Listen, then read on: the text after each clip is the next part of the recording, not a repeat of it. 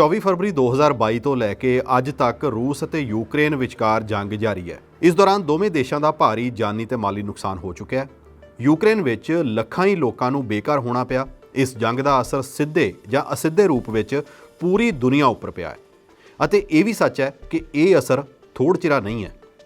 ਖੈਰ, ਪਿਛਲੇ ਦਿਨੀ ਰੂਸ ਦੀ ਫੌਜ ਵਿੱਚ ਵੈਗਨਰ ਗਰੁੱਪ ਦੀ ਬਗਾਵਤ ਕਾਫੀ ਚਰਚਾ ਵਿੱਚ ਰਹੀ, ਜਿਸ ਵਿੱਚ ਇੱਕ ਅੰਦਾਜ਼ੇ ਮੁਤਾਬਕ ਕੋਈ 5000 ਲੜਾਕਿਆਂ ਨੇ ਮਾਸਕੋ ਵੱਲ ਨੂੰ ਚੜ੍ਹਾਈ ਕਰ ਦਿੱਤੀ ਸੀ, ਪਰ ਉਹਨਾਂ ਨੂੰ ਰਾਜਧਾਨੀ ਤੋਂ ਕੋਈ 200 ਕਿਲੋਮੀਟਰ ਪਹਿਲਾਂ ਹੀ ਰੋਕ ਲਿਆ ਗਿਆ। ਦੁਨੀਆ ਭਰ ਵਿੱਚ ਚਰਚਾਵਾਂ ਹੋਣ ਲੱਗੀਆਂ। ਕੋਈ ਕਹਿੰਦਾ ਰੂਸ ਦੀ ਹਾਰ ਹੋਣ ਵਾਲੀ ਹੈ ਤੇ ਯੂਕਰੇਨ ਜਿੱਤਣ ਵਾਲਾ ਹੈ, ਕੋਈ ਕਹਿੰਦਾ ਇਸ ਵਿੱਚ ਅਮਰੀਕਾ ਦੀ ਚਾਲ ਹੈ ਤੇ ਹੋਰ ਵੀ ਕਈ ਕੁਝ। ਰੂਸ ਦੀ ਹਾਰ ਦਾ ਤਾਂ ਪਤਾ ਨਹੀਂ, ਪਰ ਯਕੀਨਨ ਯੂਕਰੇਨ ਨੂੰ ਤਾਂ ਕੁਝ ਨਾ ਕੁਝ ਫਾਇਦਾ ਪਹੁੰਚੇਗਾ ਹੀ। ਵੈਗਨਰ ਗਰੁੱਪ ਦਾ ਨਾਂ ਪਹਿਲੀ ਵਾਰ 2014 ਵਿੱਚ ਸਾਹਮਣੇ ਆਇਆ ਸੀ, ਜਦੋਂ ਇਸ ਨੇ ਪੂਰਬੀ ਯੂਕਰੇਨ ਵਿੱਚ ਰੂਸ ਦੇ ਪੱਖ ਵਿੱਚ ਬੋਲਣ ਵਾਲੇ ਲੋਕਾਂ ਦਾ ਸਮਰਥਨ ਕਰਨਾ ਸ਼ੁਰੂ ਕੀਤਾ। ਮੰਨਿਆ ਇਹ ਵੀ ਜਾਂਦਾ ਹੈ ਕਿ ਕ੍ਰੀਮੀਆ ਨੂੰ ਰੂਸ ਵਿੱਚ ਰਲਾਉਣ ਵਿੱਚ ਇਸੇ ਗਰੁੱਪ ਦਾ ਸਾਥ ਸੀ। ਵੈਗਨਰ ਫੋਰਸਿਸ ਅਫਰੀਕਾ ਅਤੇ ਮਿਡਲ ਈਸਟ ਵਿੱਚ ਵੀ ਸਰਗਰਮ ਰਹੀਆਂ ਨੇ। ਯੂਕਰੇਨ ਉੱਪਰ ਹਮਲੇ ਤੋਂ ਪਹਿਲਾਂ ਮੰਨਿਆ ਜਾਂਦਾ ਹੈ ਕਿ ਇਸ ਗਰੁੱਪ ਵਿੱਚ ਕੋਈ 5000 ਲੜਾਕੇ ਸਨ, ਜਿਨ੍ਹਾਂ ਵਿੱਚ ਜ਼ਿਆਦਾਤਰ ਰੂਸ ਦੀਆਂ ਨਾਮਵਰ ਰੈਜੀਮੈਂਟਾਂ ਅਤੇ ਸਪੈਸ਼ਲ ਫੋਰਸਿਸ ਦੇ ਸਾਬਕਾ ਸੈਨਿਕ ਹੀ ਸ਼ਾਮਲ ਸੀ। ਪਰ ਉਸ ਤੋਂ ਬਾਅਦ ਇਸ ਦੀ ਗਿਣਤੀ ਵਿੱਚ ਖਾਸਾ ਵਾਧਾ ਹੋਇਆ। ਮਾਸਕੋ ਵੱਲ ਨੂੰ ਕੀਤੇ ਮਾਰਚ ਨੂੰ ਇਸ ਬਗਾਵਤ ਦੇ ਕਰਤਾ ਧਰਤਾ ਯਵਗੇਨੀ ਪ੍ਰਿਗੋਜ਼ਿਨ ਨੇ ਮਾਰਚ ਫਾਰ ਜਸਟਿਸ ਦਾ ਨਾਂ ਦਿੱਤਾ। ਉਸਨੇ ਦਾਅਵਾ ਕੀਤਾ ਹੈ ਕਿ ਇਸ ਮਾਰਚ ਵਿੱਚ ਉਸਨੇ ਕੋਈ 25000 ਸੈਨਿਕਾਂ ਦੀ ਅਗਵਾਈ ਕੀਤੀ। ਵੈਸੇ ਤਾਂ ਰੂਸ ਵਿੱਚ ਕਿਸੇ ਤਰ੍ਹਾਂ ਦੀ ਕਿਰਾਏ ਦੀ ਫੌਜ ਗਠਿਤ ਕਰਨਾ ਗੈਰ ਕਾਨੂੰਨੀ ਹੈ, ਪਰ ਵੈਗਨਰ ਗਰੁੱਪ ਨੇ 2022 ਵਿੱਚ ਆਪਣੇ ਆਪ ਨੂੰ ਇੱਕ ਕੰਪਨੀ ਦੇ ਤੌਰ ਤੇ ਬਕਾਇਦਾ ਰਜਿਸਟਰ ਕੀਤਾ ਹੈ।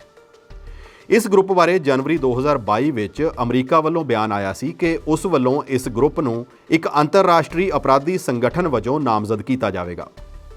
ਗੱਲ ਕਰਦੇ ਹਾਂ ਇਸ ਵੈਗਨਰ ਗਰੁੱਪ ਦੇ ਹੋਂਦ ਵਿੱਚ ਆਉਣ ਦੀ। ਯਵਗੇਨੀ ਪ੍ਰਿਗੋਜ਼ਿਨ, ਜੋ ਕਿ ਇੱਕ ਧਨਾੜ ਵਪਾਰੀ ਹੈ ਅਤੇ ਇੱਕ ਮੁਜਰਮ, ਇੱਕ ਅਪਰਾਧੀ ਵੀ ਰਿਹਾ, ਉਸ ਦਾ ਦਾਅਵਾ ਹੈ ਕਿ ਉਸਨੇ ਇਸ ਦੀ ਸਥਾਪਨਾ 2014 ਵਿੱਚ ਕੀਤੀ ਸੀ। BBC ਵੱਲੋਂ 2021 ਵਿੱਚ ਕੀਤੀ ਇੱਕ ਜਾਂਚ ਵਿੱਚ ਇਸ ਗੱਲ ਤੇ ਸ਼ੱਕ ਪ੍ਰਗਟਾਇਆ ਗਿਆ ਸੀ ਕਿ ਰੂਸ ਦੇ ਇੱਕ ਸਾਬਕਾ ਆਰਮੀ ਅਫਸਰ ਦਮਿਤਰੀ ਉਤਕਿਨ, ਜੋ ਕਿ ਚੇਚਨੀਆ ਦੀ ਜੰਗ ਵਿੱਚ ਲੜਿਆ ਸੀ ਅਤੇ ਜਿਸ ਨੂੰ ਇਸ ਗਰੁੱਪ ਦਾ ਪਹਿਲਾ ਫੀਲਡ ਕਮਾਂਡਰ ਵੀ ਸਮਝਿਆ ਜਾਂਦਾ ਹੈ, ਉਸਨੇ ਇਸ ਗਰੁੱਪ ਦਾ ਨਾਂ ਉਸਦੇ ਰੇਡੀਓ ਕਾਲ ਸਾਈਨ ਉੱਪਰ ਰੱਖਿਆ ਸੀ। ਯੂਕਰੇਨ ਉੱਪਰ ਹਮਲੇ ਉਪਰੰਤ 2022 ਦੌਰਾਨ ਇਸ ਗਰੁੱਪ ਵਿੱਚ ਭਾਰੀ ਵਾਧਾ ਹੋਇਆ ਅਤੇ ਇਸ ਦੌਰਾਨ ਰੂਸ ਦੇ ਕੈਦੀਆਂ ਨੂੰ ਇਸ ਗਰੁੱਪ ਵਿੱਚ ਭਰਤੀ ਕੀਤਾ ਗਿਆ। US ਨੈਸ਼ਨਲ ਸਿਕਿਉਰਿਟੀ ਕਾਉਂਸਲ ਅਨੁਸਾਰ ਯੂਕਰੇਨ ਵਿੱਚ ਆਉਣ ਵਾਲੇ 80% ਟਰੂਪਸ ਇਹੀ ਲੋਕ ਸਨ। ਹੁਣ ਗੱਲ ਕਰਦੇ ਹਾਂ ਕਿ ਇਸ ਗਰੁੱਪ ਦੀ ਯੂਕਰੇਨ ਵਾਰ ਵਿੱਚ ਕੀ ਹਿੱਸੇਦਾਰੀ ਰਹੀ। ਪੂਰਬੀ ਯੂਕਰੇਨ ਦੇ ਸ਼ਹਿਰ ਬਾਖਮੁਤ ਉੱਪਰ ਰੂਸ ਦਾ ਕਬਜ਼ਾ ਸਥਾਪਿਤ ਕਰਨ ਵਿੱਚ ਵੈਗਨਰ ਗਰੁੱਪ ਦੀ ਭੂਮਿਕਾ ਬਹੁਤ ਅਹਿਮ ਸੀ। ਦੱਸਿਆ ਜਾਂਦਾ ਹੈ ਕਿ ਉਹਨਾਂ ਦੇ ਸੈਨਿਕਾਂ ਨੂੰ ਵੱਡੀ ਗਿਣਤੀ ਵਿੱਚ ਖੁੱਲ੍ਹੇ ਮੈਦਾਨਾਂ ਵਿੱਚ ਹਮਲਿਆਂ ਲਈ ਭੇਜਿਆ ਜਾਂਦਾ ਸੀ ਤੇ ਇਸੇ ਕਾਰਨ ਇਹਨਾਂ ਦੇ ਲੜਾਕਿਆਂ ਨੂੰ ਬਹੁਤ ਵੱਡੀ ਗਿਣਤੀ ਵਿੱਚ ਜਾਨਾਂ ਵੀ ਗੁਆਉਣੀਆਂ ਪਈਆਂ ਸਨ। ਇਸ ਗਰੁੱਪ ਵੱਲੋਂ ਕ੍ਰੈਮਲਿਨ ਵਿੱਚ ਕਈ ਤਰ੍ਹਾਂ ਦੀਆਂ ਭੜਕਾਊ ਕਾਰਵਾਈਆਂ ਨੂੰ ਵੀ ਅੰਜਾਮ ਦਿੱਤਾ ਗਿਆ ਮੰਨਿਆ ਜਾਂਦਾ ਹੈ, ਜਿਨ੍ਹਾਂ ਨੂੰ ਫਾਲਸ ਫਲੈਗ ਅਟੈਕਸ ਵੀ ਕਿਹਾ ਜਾਂਦਾ ਹੈ। ਹੁਣ ਸਵਾਲ ਇਹ ਵੀ ਕਿ ਬਗਾਵਤ ਕਿਵੇਂ ਉੱਠੀ। ਪਹਿਲਾਂ ਤਾਂ ਰੂਸ ਦੇ ਰੱਖਿਆ ਮੰਤਰਾਲੇ ਨੇ ਇਹ ਵੀ ਮੰਨਣ ਤੋਂ ਇਨਕਾਰ ਕਰ ਦਿੱਤਾ ਸੀ ਕਿ ਵੈਗਨਰ ਗਰੁੱਪ ਯੁੱਧ ਵਿੱਚ ਲੜ ਵੀ ਰਿਹਾ ਹੈ। ਰੂਸ ਦੇ ਮਿਲਟਰੀ ਲੀਡਰਾਂ ਨਾਲ ਯਵਗੇਨੀ ਪ੍ਰਿਗੋਜ਼ਿਨ ਦੀ ਸਭ ਤੋਂ ਪਹਿਲੀ ਸ਼ਿਕਾਇਤ ਇੱਥੋਂ ਹੀ ਸ਼ੁਰੂ ਹੋਈ ਸੀ। ਪ੍ਰਿਗੋਜ਼ਿਨ ਦੀ ਇਹ ਵੀ ਸ਼ਿਕਾਇਤ ਸੀ ਕਿ ਉਸਦੇ ਲੜਾਕਿਆਂ ਨੂੰ ਲੋੜ ਅਨੁਸਾਰ ਅਸਲਾ ਵੀ ਨਹੀਂ ਮੁਹੱਈਆ ਕਰਵਾਇਆ ਜਾ ਰਿਹਾ। ਇੱਕ ਵਾਰ ਤਾਂ ਉਸਨੇ ਬਾਖਮੁਤ ਤੋਂ ਆਪਣੇ ਵੈਗਨਰ ਫੌਜੀਆਂ ਨੂੰ ਬਾਹਰ ਕੱਢ ਲੈਣ ਦੀ ਧਮਕੀ ਵੀ ਦਿੱਤੀ ਸੀ। ਪ੍ਰਿਗੋਜ਼ਿਨ ਨੇ ਬਹੁਤ ਵਾਰ ਰੱਖਿਆ ਮੰਤਰੀ ਸਰਗੇਈ ਸ਼ੋਇਗੂ ਅਤੇ ਯੂਕਰੇਨ ਵਿੱਚ ਰੂਸ ਦੇ ਹਥਿਆਰਬੰਦ ਬਲਾਂ ਦੇ ਮੁਖੀ ਵਲੇਰੀ ਗਿਰਾਸੀਮੋਵ ਦੀ ਕਾਬਲੀਅਤ ਉੱਪਰ ਵੀ ਸਵਾਲ ਖੜੇ ਕੀਤੇ। ਉਸ ਦਾ ਕਹਿਣਾ ਸੀ ਕਿ ਇਹਨਾਂ ਮੋਢੀਆਂ ਦੀ ਜੰਗ ਨੂੰ ਲੈ ਕੇ ਸਮਝ ਨੌਸਿੱਖਿਆਂ ਵਾਲੀ ਹੈ ਅਤੇ ਉਹਨਾਂ ਨੇ ਜੰਗ ਦੇ ਪ੍ਰਬੰਧ ਨੂੰ ਸਹੀ ਤਰੀਕੇ ਨਾਲ ਨਹੀਂ ਨਿਭਾਇਆ।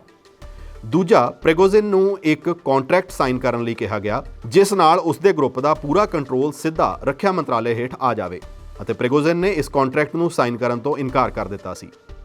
ਪ੍ਰਿਗੋਜ਼ਿਨ ਦਾ ਦੋਸ਼ ਹੈ ਕਿ 23 ਜੂਨ ਨੂੰ ਰੂਸ ਦੇ ਟੌਪ ਡਿਫੈਂਸ ਅਫਸਰਾਂ ਵੱਲੋਂ ਯੂਕਰੇਨ ਵਿੱਚ ਉਸਦੇ ਗਰੁੱਪ ਨੂੰ ਨਿਸ਼ਾਨਾ ਬਣਾ ਕੇ ਬੰਬਬਾਰੀ ਕੀਤੀ ਗਈ।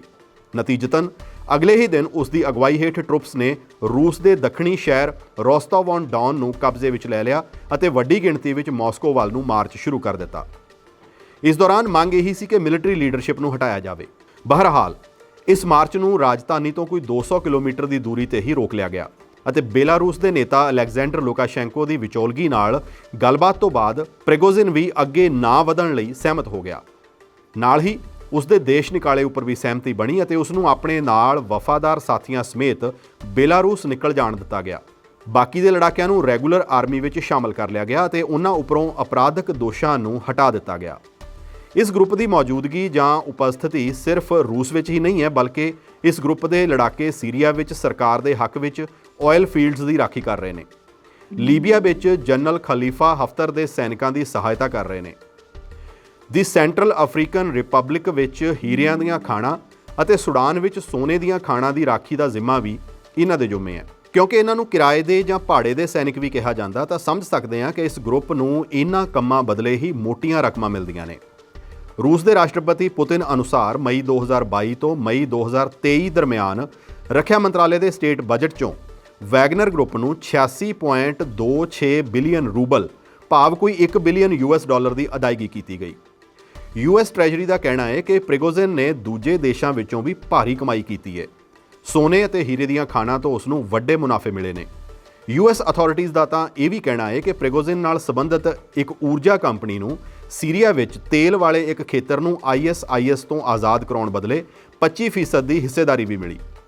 ਅਮਰੀਕਾ ਵੱਲੋਂ ਉਸ ਦੀਆਂ ਕਈ ਕੰਪਨੀਆਂ ਖਿਲਾਫ ਪਾਬੰਦੀਆਂ ਵੀ ਲਗਾਈਆਂ ਗਈਆਂ ਨੇ। ਇਸ ਗਰੁੱਪ ਦੇ ਸਿਰ ਉੱਪਰ ਜੰਗ ਦੌਰਾਨ ਅਨੇਕਾਂ ਹਿੰਸਕ ਅਤੇ ਗੈਰ ਮਨੁੱਖੀ ਕਾਰਿਆਂ ਦੇ ਦੋਸ਼ ਵੀ ਹਨ।